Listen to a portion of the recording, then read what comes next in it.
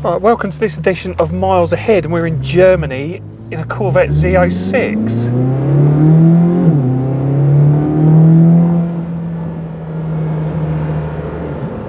So just doing a POV drive here. I'll intersperse with some commentary on the car as we go, but hopefully you enjoy the drive along with me. This is the most powerful production naturally aspirated V8 going, and probably will be forevermore, owing to the way that regulations are going, turbocharging, emissions, all that sort of thing. Quite fitting though that it's an American car that's going to bow out with the most powerful production naturally aspirated V8. The V8 obviously being a centrepiece of the Corvette for most of its lifespan to date. Just going to run it into set mode, so we just have a look at this.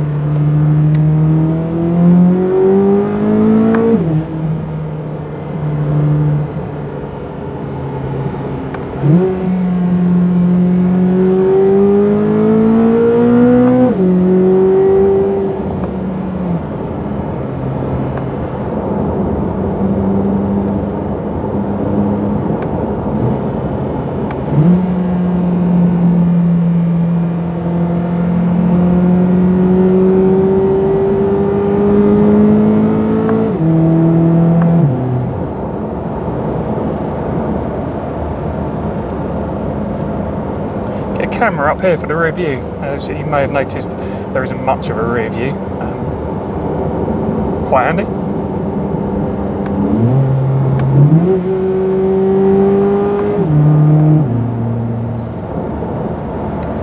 We're about to encounter one of this car's limitations, which is other cars on the road.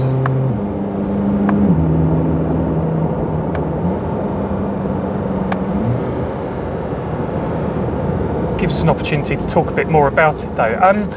One of the sort of pleasing aspects of this car, is a pleasant surprise, has been the gearbox. I mean, you've got these nice paddles here to play with, and it just goes through the gears instantly. Yeah, really quite impressive. The steering, not the final word in feedback, is very accurate. You don't need to be too busy with it to get it to go where you want. At a couple of moments it's been quite cold and quite wet where the back end's just given a little bit. I mean, you have got 636 brake horsepower going through those rear wheels. It also produces 595 newton meters of torque. Mentioned regulations a minute or so ago. In America you get 670 brake horsepower out of this car, so to get it over to Europe to meet the standards over here, we get a bit less power.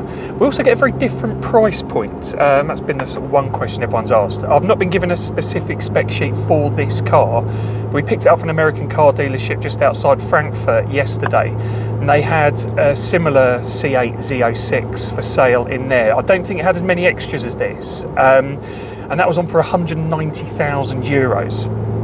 So in the UK, in this spec, with this car, with all the options it's got on it, and it's got like carbon wheels and all that sort of thing, I think you're looking at well north of 200,000 euros. So in the UK, at current exchange rates between 170 and 180,000 pounds, that brings it in line with some pretty stiff competition. Given we're in Germany, we'll talk about the Porsche 911. You could get a serious bit of 911 for that money. You're looking at GTS, if not turbo money there. Where the Porsche knocks this into touch, like the cabin's much nicer in the Porsche, the infotainment's better, that sort of thing. And one problem I've had here is I've got nowhere to put my right elbow here. So on twisty stuff, I've constantly having to bring my right elbow into my rib cage, which is a little uncomfortable. But yeah, the way they've priced it in Europe is very much appealing to your enthusiast market. But this is the sort of car, if you really want this sort of car, it is not going to disappoint. And that engine, we'll back off these guys again, just gives you those gear changes exactly when you want them, like I say.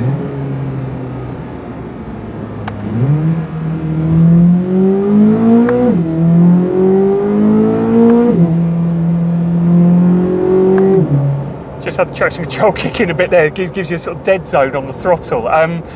A 911 isn't giving you that noise, that oral theatre is, yeah, it's the centrepiece of this car, and it doesn't disappoint. It's also blindingly fast. We've had it out in the Autobahn, we got up to 270 kilometres an hour, so about 165 miles an hour. It's very stable at those conditions, just the road conditions wouldn't let you go any further. It will top out at 196 miles an hour. So I had a bit more to give it there, and it was still pulling. Yeah, deeply impressive from that perspective. Yeah, I think where it's going to come unstuck a little bit in Europe is just that price point, up against some quite stiff competition at arguably a lower price point. Things I like about it though, I mean, as we'll have a quick look around the outside before this video concludes, it is full of visual theatre, this car. I mean, like, it has attracted so much attention. People seem to really like this car and interact with it in a positive way.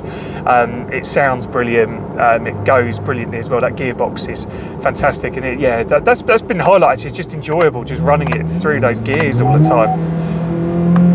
It just encourages you to do that and push on a bit, so you constantly feel engaged with the car. I'll pull this video to an end now. We have just pulled up at the Nürburgring. I'm not going to take it round there because I can't afford the insurance, and I certainly can't afford the repairs to this car or any of the infrastructure at the Nürburgring that I may damage. So yeah, we'll have a quick look at other people doing their thing round there. See what's what. A few bikes and other cars around. Yeah.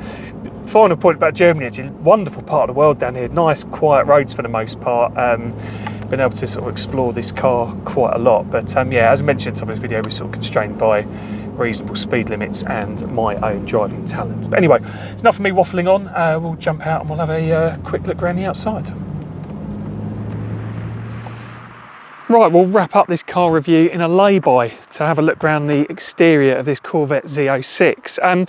First thing to point out, I mentioned the emissions on the drive along. The quad exhausts are off to the side, and the European spec Z06 and the US one, they're in the middle.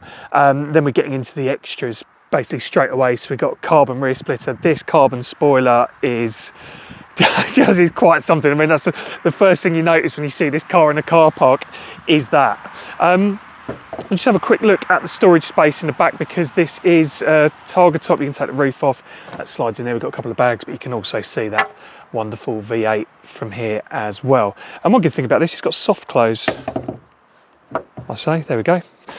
So that's quite a nice thing to have. We've got the Z06 decals here, and these are the carbon wheels.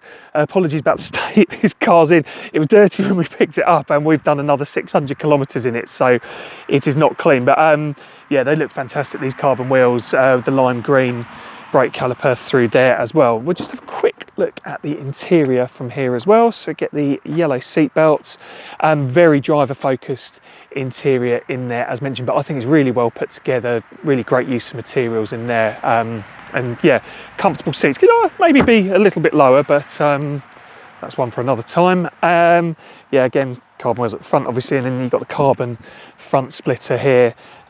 Come around to the front, it's got a really, yeah, just oozes aggression, this car. Have a quick look at the front storage space while we're here as well. If I can get that open, there we go.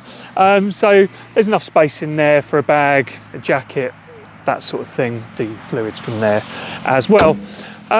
So yeah, in summary, I think it's got the visual, it's got the oral appeal, this car. I mean, it just sounds fantastic. You don't tire of running it through those gears. It absolutely looks, like I mentioned, it's had so much attention, this thing. I guess where it potentially comes unstuck in Europe again is just to go back to that price. If you're looking at around the €200,000 mark, it is up against a lot of stiff competition at that price point. But if you're in America, $114,000 seems an absolute bargain for this car. There's certainly a lot to like here. I'm certainly delighted that a car like this can still exist in 2025. They ain't going to be making them like this for much longer.